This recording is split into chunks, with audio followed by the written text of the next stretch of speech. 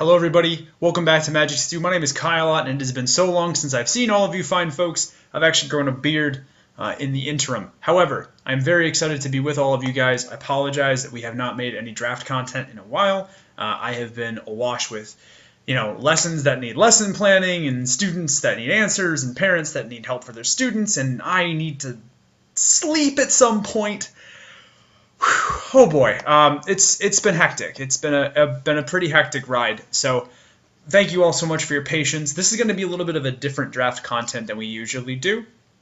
Usually Liam and I have time to sit down and do a bunch of draft hot seats. Unfortunately, with Guilds of Ravnica very deep in the swing of things, it's not going to happen at this point. So what I wanted to do is make an entire draft dossier for all of you guys in video form. So this is actually going to be overall and overarching draft strategies to help you be successful in Guilds of Ravnica Draft. I love it. This is my second favorite of the overarching Ravnica blocks already. So unless something is horrible for the next two sets, it's probably going to be my second favorite permanently. I think it's way better than Return to Ravnica, already. I love it. I love it. Both the art, the feel, how it drafts, all of these things actually feel just like the original Ravnica, and I couldn't be happier. But we're going to have to go through a lot of information in a very short amount of time, so I can't gush about it too much. Needless to say, it's one of my favorite draft formats in the last 5 years. I love it. It's great. But we're going to move forward. The first thing that we're going to do is we're going to do something a little controversial, and I'm going to rank all 5 of the guilds that are available in Guilds of Ravnica, starting with the weakest, and I will explain why they're the weakest. Also, if you see me stroke my beard, it's just like a force of habit now. I feel like if you have a beard, you should be able to stroke it. Yes, very thoughtful. Okay, sorry, I promised we'd get through this pretty quickly. So, the fifth strongest, though the weakest guild in all of Guilds of Ravnica is the Celestia Guild. I will say that right now. This might be a little bit controversial, but I don't think I'm alone in this opinion. The problem with Celestia is that it is combining the weakest color in all of Guilds of Ravnica, which is green. Green has the weakest commons, it has the lowest depth of uncommons, its rares are, while decent, generally not as high impact as the rares in other colors or as the uncommons in other colors, and it suffers when combined with white. Again, the other big problem with the Celestia Guild is that the Convoke strategy is often very disjointed. So for example, you might wind up with a ton of really cheap stuff like cheap 2-drops and Healer's Hawks, but you might not wind up with enough Convoke stuff. Conversely, you could wind up with a ton of Convoke things like Siege Worms and not enough 2 or 1-drops to actually Convoke them out. The deck generally tends to play very, very awkwardly. And at best, it relies on getting multiples of the best commons and uncommons in the set. So, for example, I've had success with Celestia Guild's decks, but it's had multiple Conclave Tribunals or Ladev Champions and things of that nature, whereas the other guilds in Guilds of Ravnica, frankly, just don't rely on having top-tier uncommons or commons to be successful. And not only is Celestia in one of the weakest colors, but it also has one of the most disjointed strategies and is way too reliant, in my opinion, on strong uncommons and rares, whereas the other color combinations are less reliant on those. I think Celestia is the weakest, most low-impact guild. It is the guild that I am the least comfortable playing in. I would never, ever recommend starting in it if you can avoid it. I mean, obviously, if you get past, Amara into Venerated Loxodon, into Conclave Tribunal, then you know what, man, go nuts. But I got to be completely honest, I've been very unimpressed with the Celestia Guild in this format. The 4th weakest guild, or 4th strongest guild, however you want to approach this, is the Golgari. It suffers from a lot of the same weaknesses that the Celestia Guild has, in that green is the weakest color, and of course they have more of a shallow pool. However, unlike Celestia, there's a couple different things that Golgari has going for it. Whereas Celestia is reliant on very powerful uncommons and rares, Golgari is actually reliant on very specific multicolor commons, things like Rizahome Lurcher. But it also has access to strong black removal spells and a little bit of actual surveil in the form of the Dimir black commons and uncommons, and that's actually what tips it above Celestia a little bit more. However, like Celestia, some of your draws are going to be very disjointed. You might wind up losing games to variance. You might find yourself struggling a little bit more, but certainly less so in my experience, both playing with and against the Golgari as opposed to Celestia, where I feel like I'm struggling consistently. And I feel like the people who are playing it are struggling consistently against me, unless they've got really powerful, high-impact cards. Golgari can do a little bit better. It can fix its draws a little bit more. It has access to stronger removal because of the black, and better deck control because of the Surveil. Moving on to the third strongest guild, and this is one that I think is actually, depending on the type of cards you get, could very easily be, a top contender at whatever draft tournament you're at, but it's Boros. Boros does not suffer from the strengths of the other one, the weaknesses of Celestia or Golgari. White is a pretty deep color, red is a pretty deep color, and if you combine the two together and just go all out aggressive, it generally tends to work. Boros has the advantage of playing to some of the strengths of the Ravnica commons and uncommons. Wojek Bodyguard is an actual legitimate powerhouse. That card is incredible, and honestly, just going 2-drop into Wojek Bodyguard with any form of combat trick or removal spell backup is usually enough to sort of get you far enough ahead into the game that you can kind of finish it off, with more combat tricks, some removal spells, maybe a bomb or two. I will say sometimes Boros tends to peter out because it is a super aggressive deck. So if you can find a way to splash to give it a little more power, I personally like grabbing a couple Izzet Guild Gates, and if I can splash for a Hypothesis or something in my Boros decks, I think that's very, very strong. But Boros, again, a little bit stronger than Golgari and a lot stronger than Celestia. I would put it at number 3. Number 2, and it's my favorite guild to draft, and I really wanted to put it at number 1 on this list, but personal bias is not enough to carry it. It has to be strategy-based. And as much as I love Izzet, which is our number 2, I can't in good conscience put it at number 1. Izzet has a wonderful amount of features going for it to make it, in my opinion, the second strongest guild in all of Ravnica. And not just my opinion either, by the way. Luis Scott Vargas and Ben Stark were sharing a lot of their thoughts this weekend during draft at the Pro Tour. And they actually their thoughts echo mine, especially for the top 2 and for the bottom 2 of this list. I think some players might put Boros ahead of Izzet, but I'm going to go with Luis and I'm going to go with Ben Stark on this one because they're my opinion as well, so that helps. But again, not Boros. Izzet has a lot of strong uncommons that are going for it. Beacon Bolt is an absolute force to be reckoned with. It can play a controlling version of this deck with things like Wall of Mist or Electrostatic Barrier. You can also play a very aggressive version of this list with Goblin Electromancer and the Piston Fist Golem. You can grab a couple of the aggressive red Boros commons and make a very good aggressive deck. There's a lot of depth in the Izzet guild because of Jumpstart. However, you are very dependent on getting a critical mass of useful instants and sorceries, things like Radical Idea, things like Sonic Assault, things like Hypothesisal. So regardless of what type of Izzet deck you draft, if you don't get to that critical mass of Jumpstart cards and powerful instants and sorceries, your deck can be a little bit subpar, especially compared to some of the other aggressive Boros decks. If you're trying to draft the aggressive Izzet list, or in comparison to the slower decks of the number 1 guild, which at this point you've probably figured it out, it's Dimir. Dimir is by far and away the strongest of all of the guilds and Guilds of Ravnica for a number of different reasons. It has access to, in my opinion, the most powerful suite of commons and uncommons available to either guild. Truly, really great deck fixing ones like Dimir Informant, powerful game enders like Watcher in the Mist, powerful removal spells like Deadly Visit and Artful Takedown, bounce spells, cantrips, a bunch of different surveil triggers. 2 of the best uncommons in the set in Murmuring Mystic and Disinformation Campaign are in this archetype. You don't even really need to draft powerful rares to make a great Dimir deck, and in fact I've won plenty of drafts and plenty of tournaments, whether it's online or at my LGS, with a Dimir deck that had no rares. It just had a decent curve and some good commons and uncommons. The deck is truly deep, it is staggeringly flexible, it is terrifyingly resilient. It is, in my opinion, and in the opinion of most of the professional players, the best guild in Guilds of Ravnica to draft.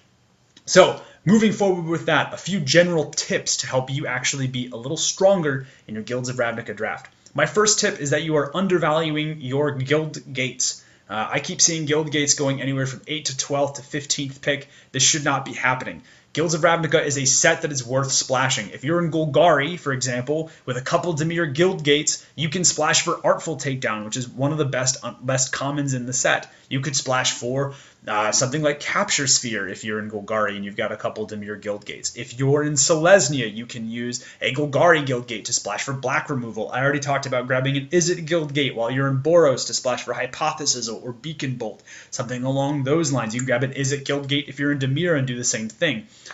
There are a lot of really high impact multicolor commons.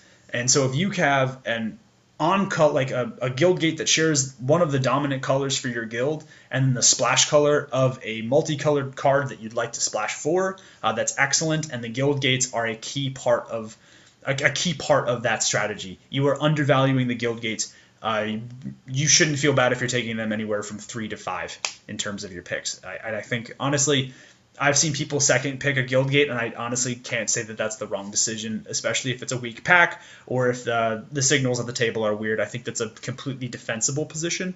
You're undervaluing guild gates. Pick them more often. They're great.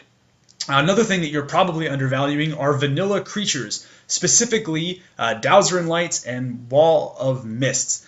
These two cards have overperformed for me every time that I have played with them, and they have been an absolute nightmare to deal with whenever I've played against them. Wall of Mists totally shuts down some of the more aggressive Celestia and Boros ground-based decks. It can also buy you some extra time against like the big beefy Golgari decks. This card is excellent, and honestly, Dowser of Lights is an actual win condition. I don't know how else to say that. Thornhide Wolf was really good in the last core set. It is even better in Guilds of Ravnica. Another one that I want to mention is Wishcoin Crab. This is another one that Luis Scott Vargas has gone on record saying you're probably underrating it. I don't think I am as high on Wishcoin Crab as he is, but I actually really do like the card. It's been kind of key in a few of my more control-y Izzet and Dimir decks, and I think the card is actually pretty stellar as a 4-drop. Honestly, you know, we've talked about this in the vanilla test before, but, you know, you're happy getting 6 points of power and toughness for 4 mana, and you're really getting 7 points of power and toughness spread across both stats for 4 mana with Wishcoin Crab. I like the card a bit. I think it's good, honestly. Either your opponents are going to waste key combat tricks or kill spells to kill a Wishcoin Crab, or it's just going to sit there and blog all day. Awesome. I think people are sleeping on this one, and they're definitely sleeping on Dowser of Lights. Please don't sleep on Dowser of Lights. That card is terrifying, both the art and the flavor text and its ability in-game. You need to be taking these cards a little bit higher. Fearless Hellbradier is also pretty decent in Boros as like a curve filler, so I wouldn't sleep on any of these vanilla creatures with no abilities. I think they're all perfectly serviceable, and in many cases, especially in the cases of Wishcoin Crab, Dowser of Lights, and Wall of Mist, they're underrated. I think those cards are really good. Another thing that you're probably doing is not splashing enough. I just talked about things like Hypothesis, Artful Takedown, Luminous Bonds, Capture Sphere. There's a ton of, you know, X and then 1 color cards that can really be high impact in your deck. And with the addition of Lockets, which are way, way, way better than like Clue Stones, which were in Dragon's Maze, and plenty of Guild Gates, you've got no business not splashing. If your deck needs a little oomph, you should be splashing. Look to take any of the high impact removal spells as a potential way to do that. I think you're not splashing enough. In my experience, both online and in my LGS and at a couple other local tournaments, it's people aren't splashing enough, and you should be. All right, with all of that stuff in mind, a couple really kind of cool, cheap ways to win some games. If you're playing Boros, turn 1 Healer's Hawk, turn 2 Maniacal Rage. Most people don't expect that. Some people are playing the main deck Crushing Canopy to deal with it, but most people aren't. That's a really good, really cheap, effective way to get some wins. It's kind of stupid, but it works. You can use Invent, plus the Vedelkin Mesmerist, which is the one that gives -2 to their power, and then you flip the power and toughness of the creature, and it's great. You can use this to kill a bunch of 2x creatures. You can actually kill Aurelia with this. Just saying. Also, Invent is pretty good at killing walls as well. So don't sleep on that either. I think it's pretty useful to save your guy or manage to sneak extra damage through dodge removal spells, that kind of thing. It's pretty good. Now, moving forward to finish out the video, I want to tell you guys what I think the strongest uncommon is in each of the 5 colors. as well as the strongest common in each of those colors so that you guys have a general idea of what to look for. I will also be picking my three favorite my three favorite common multicolor spells. So you guys, again, have something to sort of expect and something to look out for. So we're going to start off with white. We're going to start off with the best common in white, which is Luminous Bonds. This should be no surprise to anybody. Pacifism has been good, as always good. And again, it's basically just enchantment-based removal, but enchantment-based removal gets the job done. It stops pretty much everything in this set. You should like this. It's pretty good. I would definitely not sleep on this card. Conclave Tribunal is the best uncommon in white. Who knew that an Oblivion Ring that you could play as early as turn, or for as cheap as 2 mana if you've got extra creatures, would be really good. And it is really good. It hits Planeswalkers, it hits artifacts, it hits creatures, it hits enchantments. It's really good. It is by far and away the best white uncommon. Fight me in the street. Actually, Rock Charger is pretty close, but it's not nearly as flexible or as useful as Conclave Tribunal. But I did consider Rock Charger as sort of an honorable mention for this. So, something to think about. Green is, again, the weakest color. However, it does have one of my favorite cards in the set, which is Affectionate Indrik. Someone online was joking that this is basically Ravenous Chupacabra, but for Ravnica, and they're not wrong. Really, this card is actually pretty good, and most of the time it's going to kill the biggest thing on the board and leave you with a 4/4. Not much to say about that. Vigor Spore Worm is my pick for the best common in green. I have been I've been underwhelmed with Prey Upon in this set, frankly speaking. The decks that want it usually wind up 2-for-1ing themselves with Prey Upon, and even if you're trying to kill a creature, it just feels really bad. Whereas Vigor Spore Worm is actually pretty strong. It's a great finisher, and honestly, even in tight races, the fact that this gives vigilance to your creature lets you kind of swing in and still have a way to block. I think this is excellent. I think you should be, playing more Vigor Spore Worms, essentially. I think the card's good. For red, I want to give up the best common spot to Wojek Bodyguard. This was a tight race between Command the Storm and Wojek Bodyguard, but honestly, any 2-drop into turn 3 Wojek Bodyguard is one of the best starts in this format, and Wojek Bodyguard usually will survive that combat and get a chance to mentor once, twice, sometimes even 3 times over the course of a game, and it's a 3/3 for 3 mana. The card is phenomenal. Super good. For best uncommon in red, this was a tight race between Lava Coil and Goblin Crater Maker. Both of these are excellent. Crater Maker is a very flexible 2-drop with multiple uses, and Lava Coil is usually just point, shoot, and kill whatever the heck is bugging you. And in draft, I got to give it to point, shoot, and kill whatever's bugging you. Lava Coil is my pick for the best uncommon in red. For black, the best common for black, again, this is more of a tight race, and honestly, I could see you arguing in the comments for either one of these. It was a pick between either Deadly Visit or Deadweight, so 2 deads. In the end, I went with Deadly Visit. It is a lot more expensive, but being able to surveil 2 and then blow up anything on the board, even at sorcery speed, it's too good to pass up. But again, Deadweight I could see easily being the best black common as well. Price of Fame is the best black uncommon for much of the same reasons that I picked Deadly Visit. Having 4 mana to kill basically anything, it gets discounted if it's legendary, and you get to surveil 2. Again, very powerful, point, shoot, get rid of whatever's bugging you. Awesome card. Now we move on to my favorite color, the strongest color in Guilds of Ravnica. It's blue. 2 of the best cards in the entire block. Actually, to be honest, there are multiple contenders for best common of the set, all in blue, which is nuts. And I had a hard time between Dimir Informant and Watcher in the Mist for this one, and I eventually gave it to Watcher in the Mist as the best blue common. This card is excellent both because of the surveil and because it flies and because it's a 3/4.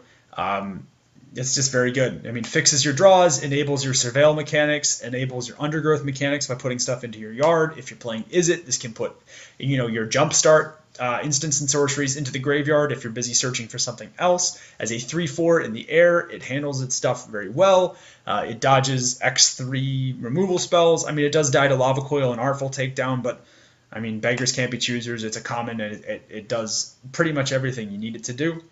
Blue also has the best uncommon in the set, and that is including all of the multicolor uncommons. And the best uncommon in the set, and the best uncommon in blue, is Murmuring Mystic. This card is an actual certified pack one, pick one bomb. This turns every instant and sorcery that you cast into multiple instants and sorceries over the course of a game. You can generate huge card advantage off of this one little wizard. And to be honest, it's not uncommon to get like 10, 15, maybe every single point of damage you do in a game is going to be from the bird tokens that this creature generates, especially if you're in an instant and sorcery heavy deck. This card is very powerful. Now, for the 3 best multicolor commons in the set, it's Hypothesizzle, a card I have talked about quite a bit, a card that no one should be sleeping on. Seriously, this card is nuts. It's worth splashing for. It draws you cards. It kills stuff at instant speed. Yes, it's 5 mana. However, that can be discounted in a lot of different ways. Or what you can do is hold up stuff at your opponent's end step and then Hypothesizzle, and then if they have counter magic, great, who cares? Now you've opened up the way to do something else. Hypothesizzle is very good. Artful Takedown, another pick for best multicolor common in the set. Very, very strong, super powerful, being able to tap something down and then kill something else. I mean, what are you gonna do about it? And to be honest, I'm cheating a little bit here with this 3rd slot for the common because I actually want to hear from you guys. I have a ton of opinions on what I think the 3rd strongest common is. I'm actually teetering a lot between some of my... I couldn't figure it out, to be completely honest with you, so I'm cheating. I lied a little. But I want your opinions in the comments. I have a ton of opinions about what I think the 3rd strongest common in the set is, and I've gone back and forth in a number of different ways. I thought, hey, maybe it's Piston Fist Cyclops. A 3-mana 4/3 is actually really undercosted, and there's tons of different ways, whether you're playing a blue-black Dimir deck or a red-blue Izzet deck or a red-white Boros deck. If you've got a Piston Fist on the ground, you can use different spells to enable a 4/3 attacker on turn 4, which seems insane. Rizahome Lurcher has impressed me every single time in an archetype that I thought was going to be really underwhelming in the Golgari, but every time Rizahome Lurcher has either been played for me or against me, I've been super, super impressed with it. There's a ton of really good multicolored commons to talk about, and to be honest, I'm cheating a little bit, but I want to hear your opinion on what you think the 3rd strongest multicolor common is in the set below. I will say one more thing before we go. A note about the speed of Guilds of Ravnica Draft. One of the reasons that I love this is, unlike Ixalan and Amonkhet, this is not like a balls-to-the-walls aggro kind of set. And unlike Dominaria, it's not a very slow, grindy, value-oriented set either. This is a perfect mixture of the two. So you are able to win games with a strong mana curve and a lot of cheap combat tricks. You're able to win games grinding out value with counter spells.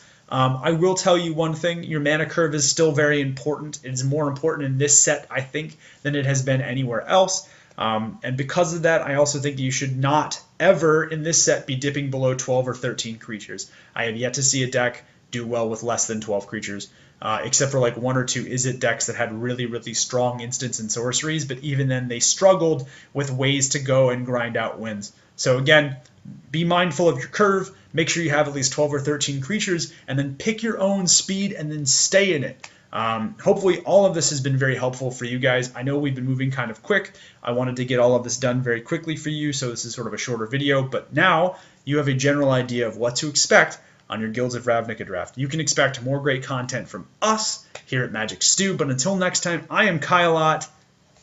Peace.